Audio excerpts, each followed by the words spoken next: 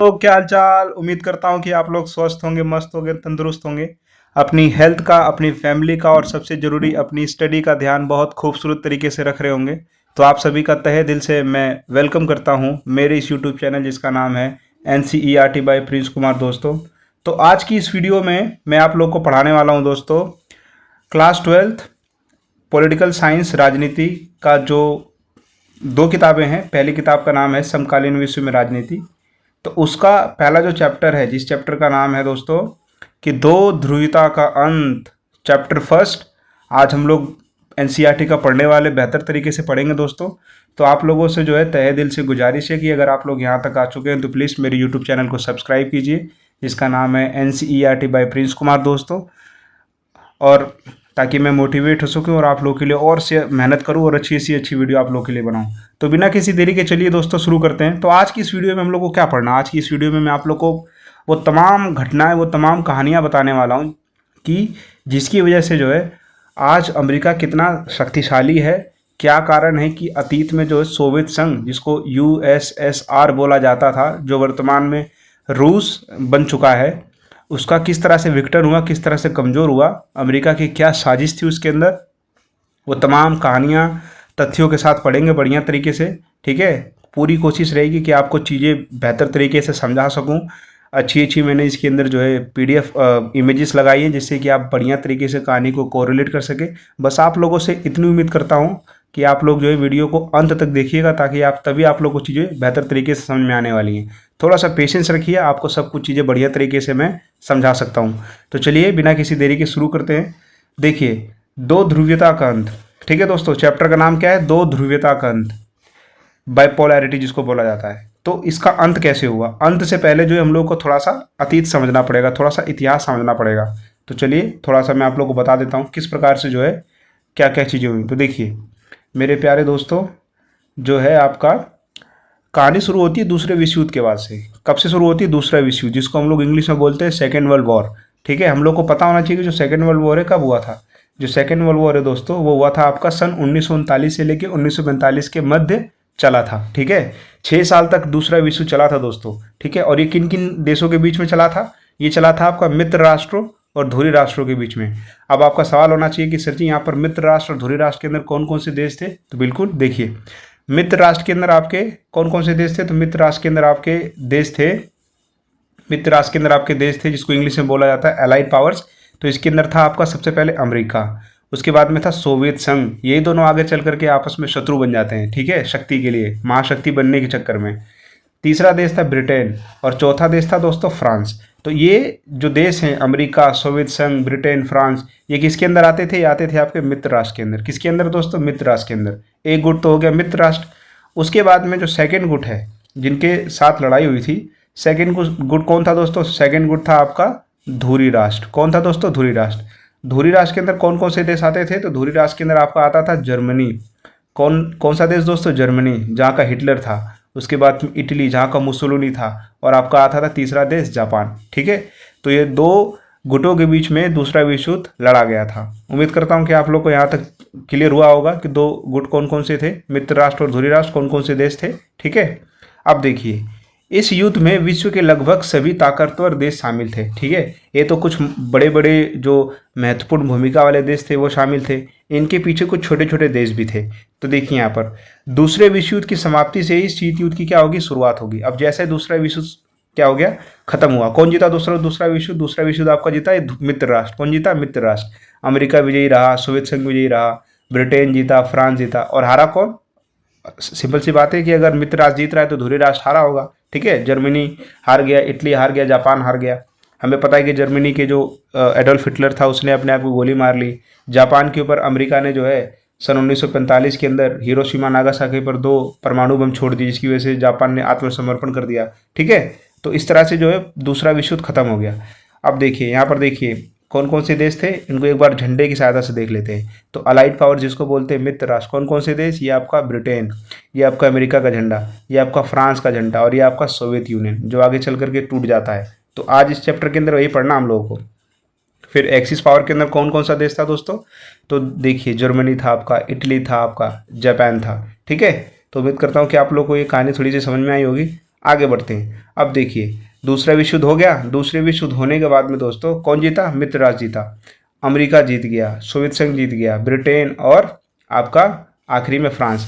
अब आगे चलकर दूसरे विश्व युद्ध के बाद सन 1945 के बाद से लेकर के जो है अमेरिका अमेरिका और सोवियत संघ के बीच में क्या शुरू हो जाती है? इन दोनों के बीच में रस्साकसी शुरू हो जाती है। इन दोनों के बीच जो होता है प्रतिस्पर्धा शुरू हो जाती है कि भैया अंतर्राष्ट्रीय स्तर पर मैं पावरफुल। अमेरिका बोलता था कि मैं पावरफुल, सोवियत संघ बोलता था कि मैं पावरफुल। अब इन दोनों के बीच में जो है महाशक्ति बनने के लिए जो है क्या शुरू हो जाती है? प्रतिस्पर्धा शुरू हो जाती है। यही प्रतिस्पर्धा जो है हम लोग को इसके अंदर पढ़ना है। तो देखिए यही प्रतिस्पर्धा जो है आगे चल करके किसका रूप ले लेती है? शीत युद्ध का रूप ले लेती है। किसका रूप ले लेती है दोस्तों? शीत युद्ध का। अब इन दोनों के बीच में क्या शुरू हो गया? शीत युद्ध शुरू हो गया। अब समझिए कि शीत युद्ध होता क्या है, बेहतर तरीके से समझाऊंगा, कोई भी प्रकार का डाउट आपको नहीं होने दूंगा। देखिए शीत युद्ध का मतलब क्या होता है? दो गुटों के मध्य शक्ति के नियंत्रण को लेकर घोर प्रतिस्पर्धा, परंतु युद्ध ना होना, एक दूसरे को श्याम द्याम दंड और भेद से खोखला या कमजोर करने की जो रणनीति होती है, जो प्रक्रिया होती है, उसी को क्या बोलते हैं? शीत युद्ध बोलते हैं। तो देखिए क्या मतलब है शीत युद्ध का कि भाई दोनों गुटों के बीच में खूब प्रतिस्पर्धा चल रही है, खूब श्याम दाम दंड भेद चल रहा है कि कमजोर किया जा सके, ठीक है। लेकिन जो युद्ध है एक्चुअल नहीं हो रहा है, ठीक है। अंदर ही अंदर तरीके से जो है एक दूसरे देश को जो है कूटनीतिक तरीके से उसको क्या करने की कोशिश कर रहा है? खोखला करने की कोशिश कर रहा है, उसको तोड़ने की कोशिश कर रहा है। तो ये किसके बीच में चल रहा था? ये चल रहा था अमेरिका के बीच में। किसके बीच में दोस्तों? यूएसए के बीच में एंड यूएसआर के बीच में, ठीक है। उम्मीद करता हूँ कि आप लोग को शीत युद्ध भी बढ़िया तरीके से समझ में आया होगा। अब देखिए अब जो है दूसरा विश्व युद्ध जैसे समाप्त हुआ, शीत युद्ध की शुरुआत हो गई और वहाँ से जो होता है क्या क्या शुरू हो जाता है? आपका शुरू हो जाता है दो ध्रुवीय विश्व की शुरुआत होती है। जो पूरा विश्व है वो दो गुटों में बढ़ जाता है। किस में बढ़ जाता है दोस्तों? दो गुटों के अंदर, यानी कि पूरे विश्व जो है दो खेमे के अंदर बढ़ जाता है। एक खेमा ये जो लाल लाल सा आपको दिख रहा है, ये है यूएसएसआर का समर्थन करने वाला। किसका समर्थन करने वाला? यूएसएसआर, यानी कि ये लोग जो है रूस का समर्थन करते थे। तो रूस ने जो संगठन बनाया था उसी को क्या बोलते हैं? सोवियत संगठन, ठीक है। और जितना जितना आपको नीला नीला दिख रहा है, जितना आपको ब्लू दिख रहा है, ये किसका समर्थन करने वाले हैं? ये है यूएसए, अमेरिका को। यानी पूरी दुनिया जो है दो गुटों के अंदर बट गई थी। एक जो रूस को समर्थन करने वाले देश थे उनको बोलते थे सोवियत संघ, इंग्लिश में यूएसएसआर, और दूसरी तरफ जो ब्लू वाले हैं जो अमेरिका का समर्थन करते थे उनको क्या बोलते थे? उनको बोलते थे हम लोग यूएसए, या जिसको हम लोग बोलते हैं नाटो। क्या बोलते हैं दोस्तों? नाटो, ठीक है। हाँ, अब आप लोग के मन में सवाल आएगा कि सर जी इस मैप के अंदर तो कुछ ऐसे भी देश दिख रहे हैं जो ना तो नीले हैं ना तो लाल हैं, तो इन देशों को हम लोगों ने बोला है गुट निरपेक्ष। क्या बोला है दोस्तों? गुट निरपेक्ष। ये लोग वो देश हैं जो नए नए आज़ाद हुए थे, जिसके हमारा प्यारा देश भारत भी इसी के अंदर है। तो हम लोगों ने डिसाइड किया कि हम ना तो अमेरिका के साथ जाएंगे, उसके संगठन में जाएंगे, और ना ही हम लोग रूस के संगठन में जाएंगे। हम लोग क्या रहेंगे? गुट निरपेक्ष रहेंगे, ठीक है। हाँ, तो पूरी दुनिया जो है वो दो गुटों के अंदर मुख्यतः बट गई थी। अब यहाँ से एक एक करके जो है हम लोग पहले अमेरिका के बारे में समझते हैं कि अमेरिका ने कौन सा संगठन बनाया था दोस्तों। तो देखिए अमेरिका ने क्या बनाया था? अमेरिका महाशक्ति ने एक 12 देशों को जोड़ करके संगठन बनाया जिसका नाम रखा उसने नाटो, ठीक है। और इस नाटो के अंदर मुख्यतः कौन से देश थे? सारे पश्चिमी यूरोप वाले देश थे। कौन से देश थे दोस्तों? पश्चिमी यूरोप वाले देश थे। जितना देखो नीला नीला दिख रहा है ना, सारे पश्चिमी यूरोप वाले देश हैं। अब इनकी एक टैग लाइन होती थी, इनका एक सिद्धांत होता था। सिद्धांत क्या था दोस्तों? इनका सबसे बड़ा सिद्धांत था कि मान लीजिए नाटो के किसी एक देश पर भी अगर हमला होगा ना, तो सारे सदस्य क्या सोचेंगे कि वो हम पर हमला हुआ है, और सारे जो है मिल करके क्या करेंगे? एकजुट होकर के दुश्मन पर क्या करेंगे? आक्रमण करेंगे दोस्तों, ठीक है। हाँ, तो नाटो बना दिया।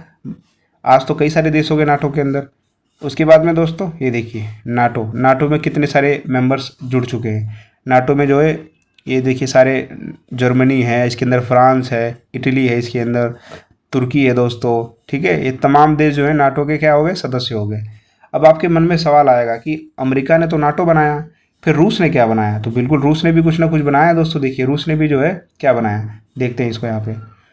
इसी प्रकार का गठबंधन यूएसएसआर ने भी बनाया, पूर्वी यूरोप देशों को जोड़कर, जिसे वारसा संधि कहा गया। क्या बोला गया? वारसा पैक्ट कहा गया। अमेरिका ने जो है पश्चिमी यूरोप के देशों को जोड़ा अपने साथ में। ये देखिए अमेरिका ने जो है जितना जितना नीला दिख रहा है ना, यहाँ पर जितना भी नीला दिख रहा है, ये सब कौन से यूरोपीय देश हैं? ये सब पश्चिमी यूरोप देश हैं। ये किसके अंदर गए? ये तमाम देश ये गए नाटो के अंदर, यानी कि अमेरिका के ये क्या बने? वो सदस्य बने। उसी तरह से जितने भी पूर्वी यूरोप है जिसके अंदर कलर नहीं है, ये सब किसके सदस्य बने? ये सब बने वारसा के। किसके बने? वारसा यानी कि रसिया के। ठीक है दोस्तों, हाँ। तो इस तरह से जो है रसिया ने भी क्या बनाया? अपना एक संगठन बनाया। देखिए, पूर्वी यूरोप देशों को जोड़कर जिसे वारसा कहा गया। अब यहाँ पर आपके मन में सवाल आएगा कि सर जी बार बार यूएसएसआर आ रहा है, इसका मतलब क्या होता है? तो देखिए, यूएसएसआर का मतलब होता है यूनाइटेड सोशलिस्ट सोवियत रिपब्लिक। ठीक है। अब देखिए कौन कौन से देश थे इसके अंदर, यूएसएसआर के अंदर कौन कौन से देश थे मुख्यतः? तो देखिए इसके अंदर पहले आता है आपका जर्मनी। याद रखिएगा, जर्मनी जो है, जर्मनी देश यूरोप के अंदर आता है ना। जर्मनी को दो भागों में बांटा गया था। ठीक है, जर्मनी देश को दो भागों में बांटा गया था। ठीक है, पूर्वी जर्मनी जो था वो किसके साथ था? यूएसएसआर के साथ था। यानी कि पूरे एक देश का क्या कर दिया? बीच में से एक दीवार बना दी गई। ठीक है, यानी कि उदाहरण के तौर पर समझिए कि मान लीजिए कि ये एक देश है, ये देश है। ठीक है, जर्मनी देश को मान लीजिए। अब इस जर्मनी को जो बीचों बीच में से एक दीवार बना दी गई। ये वाला जो हिस्सा था वो किसको सपोर्ट कर रहा था? यूएसएसआर को, यानी कि रूस को सपोर्ट कर रहा था।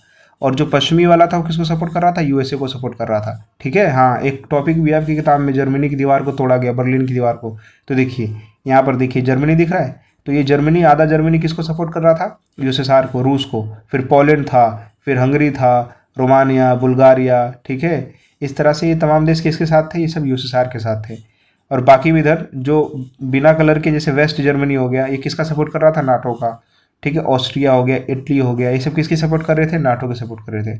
तो इस तरह से जो है यूएसएसआर ने और अमेरिका ने जो है पूरी दुनिया को दो भागों के अंदर बांट दिया था। ठीक है, वो लोग अपने जो है क्या बनाने लग गए थे? संगठन बनाने लग गए थे। उम्मीद करता हूँ कि आप लोग को जो है ये समझ में आया होगा। आगे बढ़ते हैं दोस्तों, आगे देखिए, बढ़िया तरीके से समझाऊंगा, कोई प्रॉब्लम नहीं आने वाली।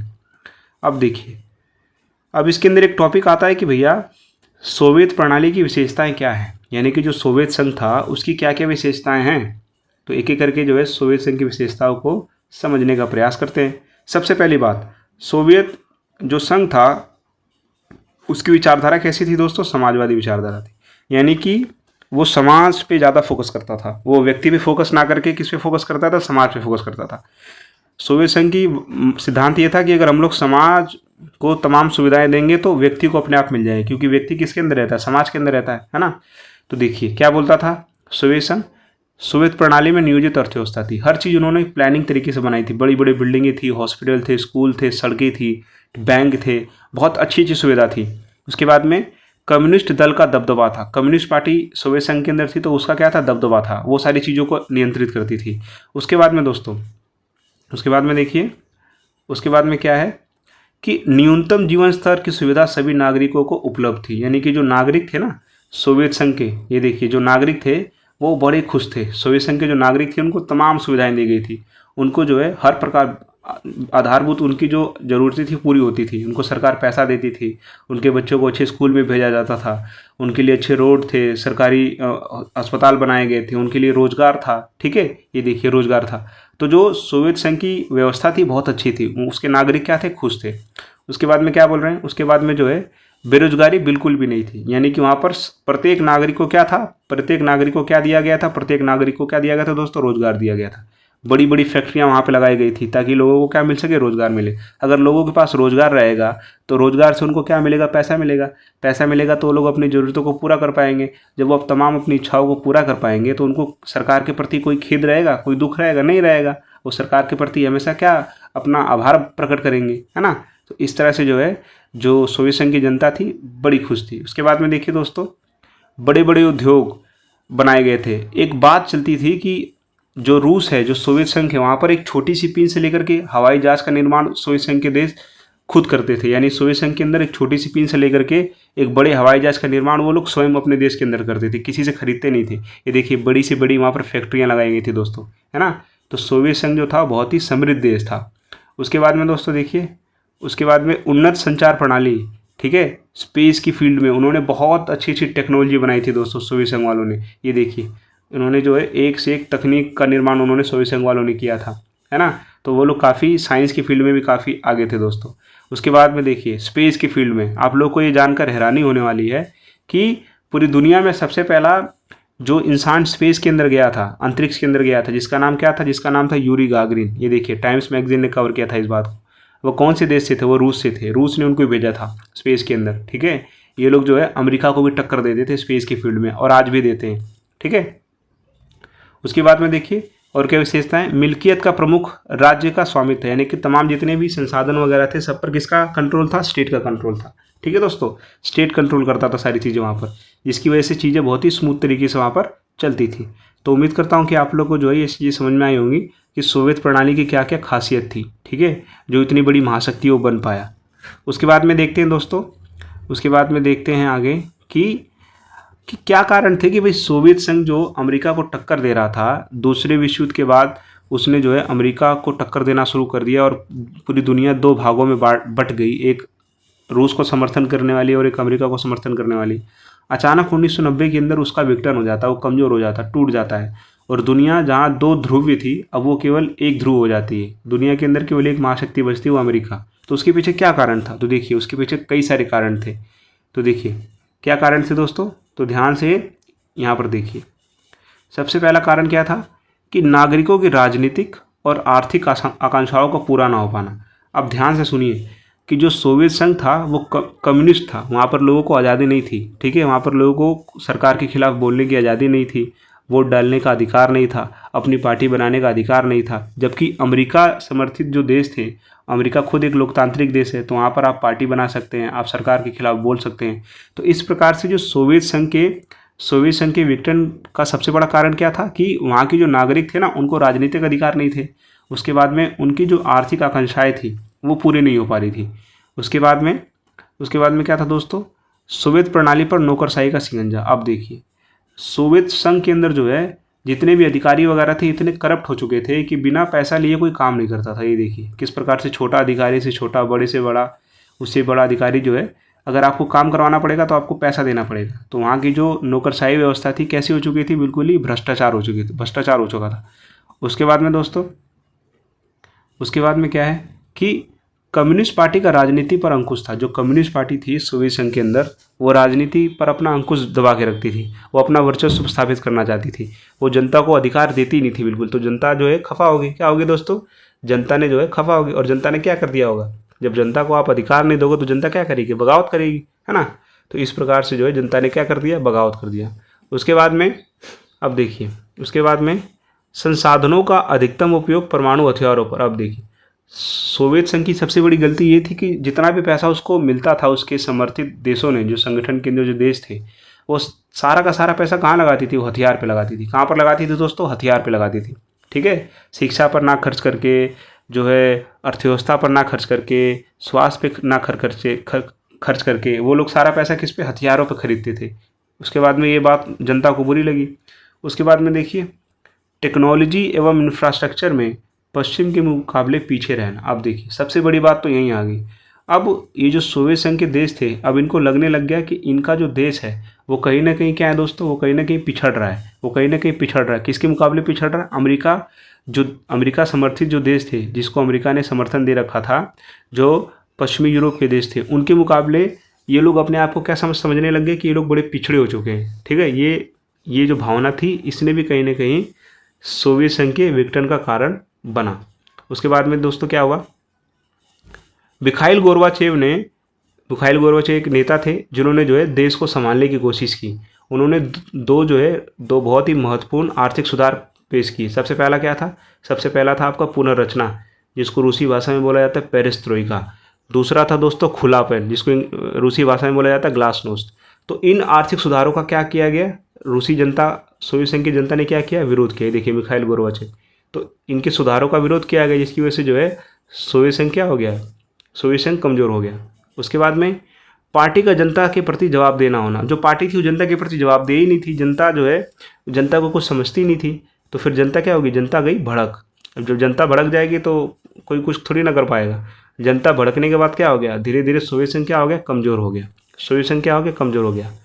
जितने भी सोवियत संघ के अंदर देश थे जिन्होंने अपना समर्थन दे रखा था, वो धीरे धीरे अपना समर्थन क्या करने लगे? पीछे लेने लगे दोस्तों, ठीक है। हाँ, तो देखिए क्या हो गया फिर? समर्थन पीछे लेने के बाद में ये हुआ कि 25 दिसंबर 1991 में बोरिस येल्सिन के नेतृत्व में एक ये नेता थे बोरिस येल्सिन, पूरी यूरोप के देशों ने तथा रूस, यूक्रेन और बेलारूस ने सोवियत संघ की समाप्ति की घोषणा कर दी। अब देखो इन्होंने जो है ये घोषणा कर दी कि भैया अब सोवियत संघ जो है अब नहीं रहा, सोवियत संघ का विघटन किया जाता है।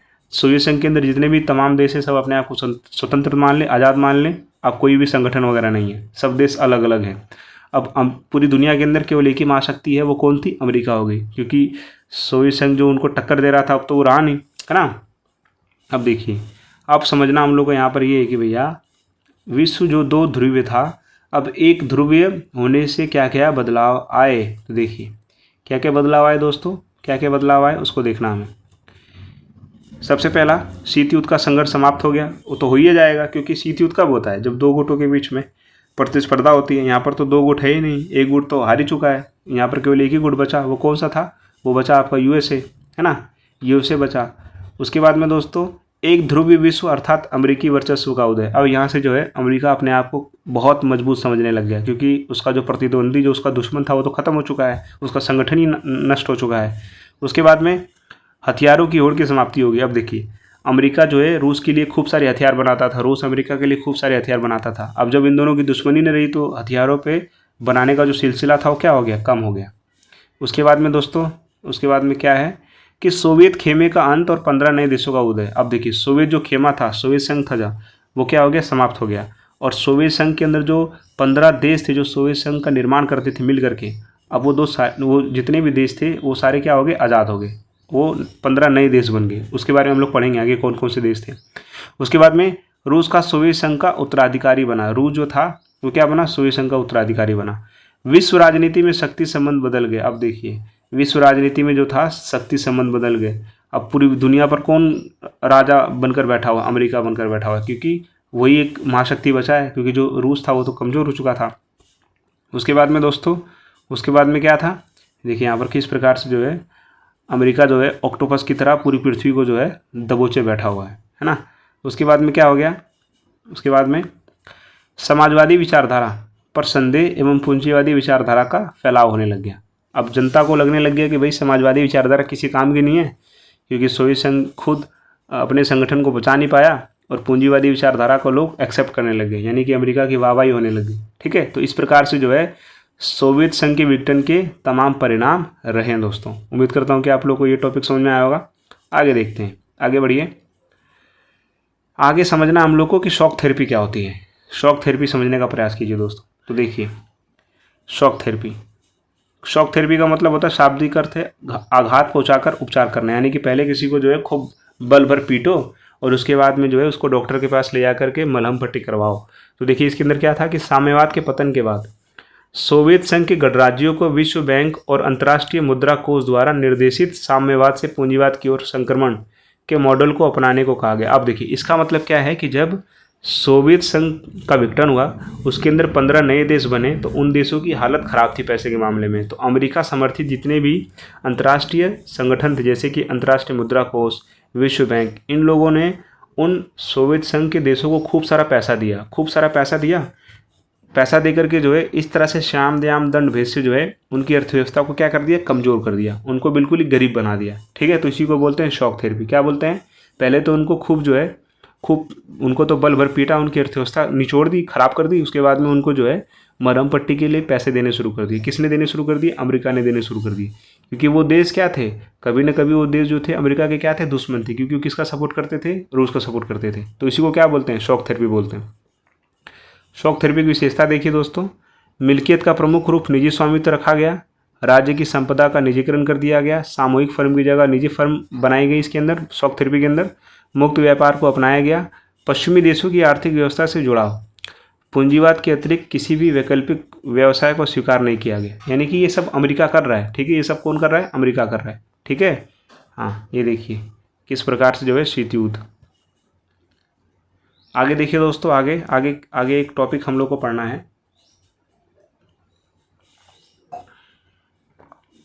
दोस्तों। अगर आप लोगों को मज़ा आ रहा है तो प्लीज़ मेरे यूट्यूब चैनल को सब्सक्राइब कीजिए, NCERT बाय प्रिंस कुमार को। आगे देखिए, आगे शॉक थेरेपी के परिणाम क्या रहे, क्या रिजल्ट रहा शॉक थेरेपी का। तो देखिए रूस का औद्योगिक ढांचा चरमरा गया, आर्थिक परिणाम अनुकूल नहीं रहे, यानी कि रूस जो है बिल्कुल आर्थिक रूप से भी क्या हो गया? कंगाल हो गया। उसके बाद में दोस्तों, उसके बाद में देखिए रूसी मुद्रा रूबल में गिरावट आया। अब देखिए रूस की जो मुद्रा थी जिसको रूबल बोलते हैं, रूस की मुद्रा क्या है दोस्तों, रूबल। ये देखिए रूबल, इसकी जो स्थिति थी बिल्कुल ख़राब होगी। ठीक है, इसकी जो मुद्रा थी उसके अंदर क्या आने लगे, गिरावट आने लगी। उसके बाद में दोस्तों समाज कल्याण की पुरानी व्यवस्था नष्ट हो गई। मध्यम वर्ग को समाज की परिधि में धकेल दिया गया। ठीक है, उसके बाद में रूस के 90% उद्योगों को निजी हाथों या कंपनियों को कम दामों में बेचा गया।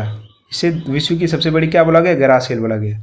औने पौने दामों में जो रूस का सबसे दुनिया का विख्यात प्रसिद्ध उद्योग थे, बड़े बड़े उद्योग थे, लोहे के उद्योग थे, बड़े बड़े उद्योग थे, कारखाने वगैरह थे, उनको जो कम दामों के अंदर बेचा गया, जिससे कि रूस की अर्थव्यवस्था क्या होगी, नष्ट होगी।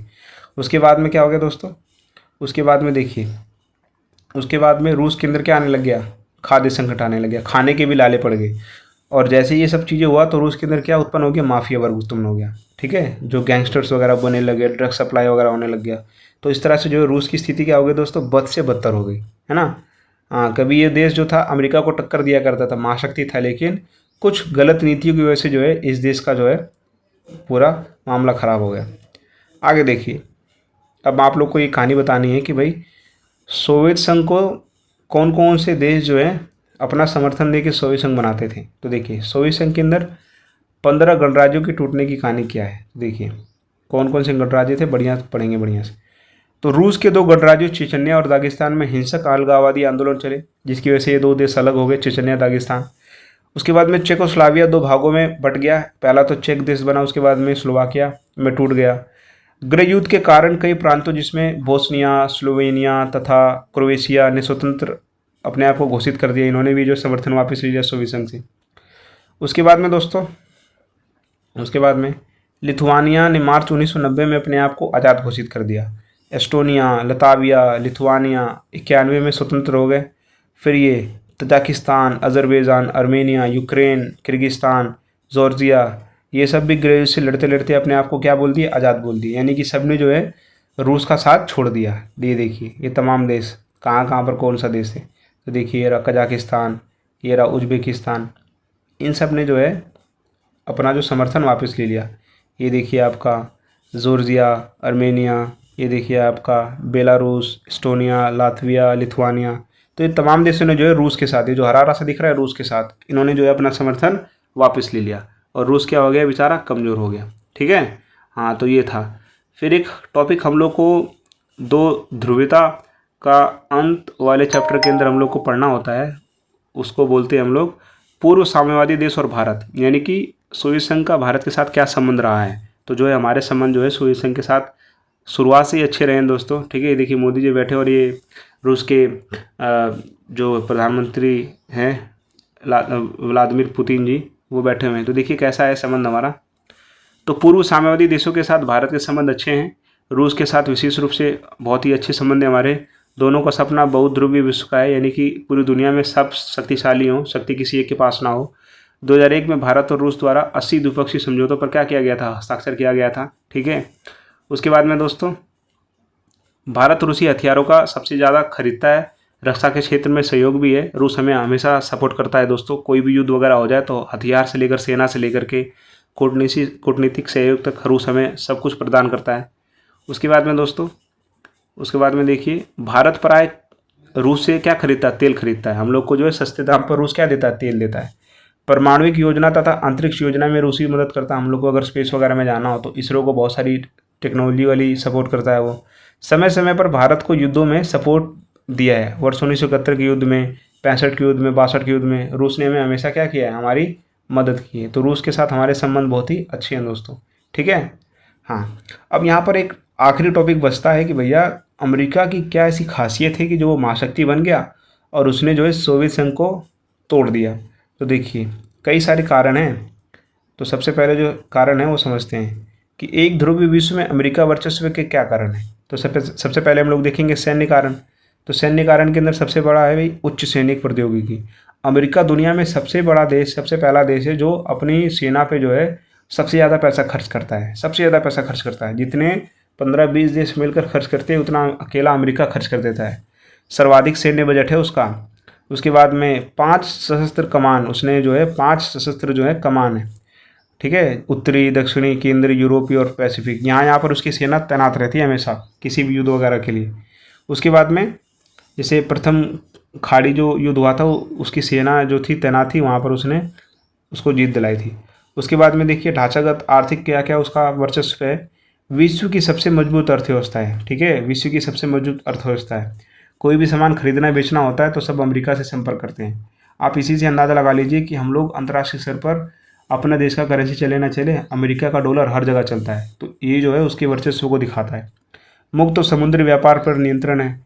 इंटरनेट हो गया, MBA, हम आजकल कुछ भी यूज़ करते हैं, आप लोग मेरी वीडियो यूट्यूब पे देखते हो, ठीक है, तो ये सब किसके कंट्रोल में? अमेरिका के कंट्रोल में। इंस्टाग्राम, व्हाट्सएप, फेसबुक, ठीक है, गूगल, ये सब अमेरिका के कंट्रोल में। इंटरनेट की खोज भी उसी ने की थी। फिर वर्ल्ड बैंक हो, IMF हो, WTO हो, ये सब में किसके नियंत्रण में? ये सब अमेरिका के नियंत्रण में। फिर अगर सांस्कृतिक की बात करें तो पहनावा, ब्लू जीन्स हो गया, आज हम लोग हॉलीवुड की फिल्में देखते हैं, इंग्लिश बोलने की कोशिश करते हैं, ये तो सब अमेरिका के वर्चस्व का ही तो परिणाम है। खान पान, मैकडोनल्ड, पिज़्ज़ा, बर्गर खाते हैं, ठीक है, US की संस्कृति को फॉलो करते हैं, तो ये तमाम चीज़ें जो हैं ये सब अमेरिका के उसको ही दर्शाती हैं, वर्चस्व को दर्शाती हैं। फिर दोस्तों देखिए कि अमेरिका ने जो है कहाँ कहाँ पर जो है आक्रमण किया, ठीक है, अमेरिका के कई सारे सैन्य अभियान सफल रहे। तो उसने सबसे पहले चलाया था ऑपरेशन डेजर्ट स्टॉर्म। कब चलाया था दोस्तों? सन 1991 में। क्यों चलाया था? तो देखिए 34 देशों की बहुराष्ट्रीय सेना द्वारा इराक के खिलाफ, जिसने अपने पड़ोसी देश कुवैत पर अनाधिकृत कब्जा कर लिया था, यानी सद्दाम हुसैन के ऊपर जो है आक्रमण करने के लिए इसने 34 देशों की सेना को एकजुट किया और उसके ऊपर जो है क्या किया? अटैक किया, ठीक है, कुवैत को आज़ाद कराने के लिए। उसके बाद में दूसरा इसका नमूना देखिए। दूसरा नमूना क्या है दोस्तों? Operation infinite reach. ये कब किसके दौरान चलाया गया था? बिल क्लिंटन के दौरान, वर्ष 1998 में।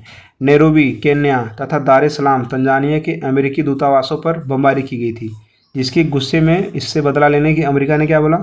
सूडान एवं अफगानिस्तान में अलकायदा के ठिकानों पर उसने क्या चलाई? क्रूज मिसाइलें चलाई, ठीक है, और अलकायदा को क्या दिया? मुंह तोड़ जवाब दिया। फिर चलाया था ऑपरेशन एंड्यूरिंग फ्रीडम। ये कब चलाया था? 2001 में। किसके शासनकाल में? टेन्योर में, जॉर्ज बुश के। 9/11 की घटना की प्रतिक्रिया, हमें पता है कि अमेरिका के जो है 3 बिल्डिंगों के अंदर आतंकवादियों ने हवाई जहाज ले जाकर टकरा दिया था, जिससे कई सारे लोग मर गए थे। तो उसका बदला लेने की जो है अमेरिका ने क्या चलाया था? Operation enduring freedom. अलकायदा और अफगानिस्तान के तालिबानी शासकों के खिलाफ इसने ये चलाया था और ओसामा बिन लादेन को क्या किया था? मार दिया था दोस्तों। तो इस तरह से जो है अमेरिका का वर्चस्व हम लोग देखते हैं। अमेरिका को आप हल्के में मत लीजिए दोस्तों, बहुत शक्तिशाली है, ठीक है, उसके पास पूरी दुनिया के प्रत्येक नागरिक की जानकारी है। वो चाहे तो कहीं पर बैठे कहीं पर भी जो है निशाना साध सकता है, अचूक निशाना साध सकता है। तो इस प्रकार से जो है आपको मैंने पढ़ाया कि दो ध्रुवीयता का अंत कैसे है, इसके अंदर क्या कहानी है, ठीक है दोस्तों। तो बढ़िया तरीके से पढ़िए और उम्मीद करता हूँ कि आप लोग को जो है चीज़ें समझ में आई होंगी। अगर चीज़ें आपको समझ में आई हो तो प्लीज़ मेरे यूट्यूब चैनल को सब्सक्राइब कीजिए, लाइक कीजिए, शेयर कीजिए, कमेंट कीजिए, और बस इतना ही आप लोगों से उम्मीद करता हूँ। और बढ़िया तरीके से पढ़ाई कीजिए, ठीक है, और अपने दोस्तों को ये वीडियो शेयर कीजिए जिसको इसकी ज़रूरत बहुत ज़्यादा है, तभी जो है मेरे पढ़ाने का मकसद जो है सक्सेसफुल हो पाए।